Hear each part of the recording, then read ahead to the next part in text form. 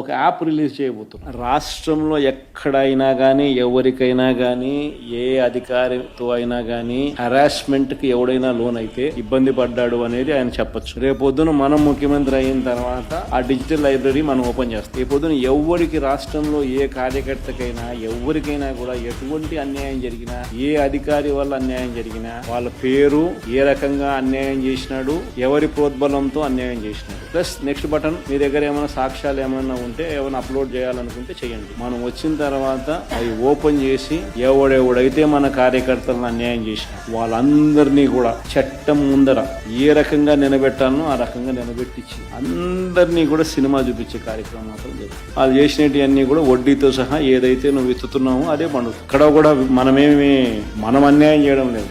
ఏదైతే మీరు ఇత్తినారో అదే రేపొద్దున పండుతుంది. చక్కెర వడ్డీతో సహా చెల్లించే పరిస్థితి వస్తుంది. అదొకటి ఖచ్చితంగా నెక్స్ట్ 10 రోజుల్లో రిలీజ్ చేయబోతున్నాం.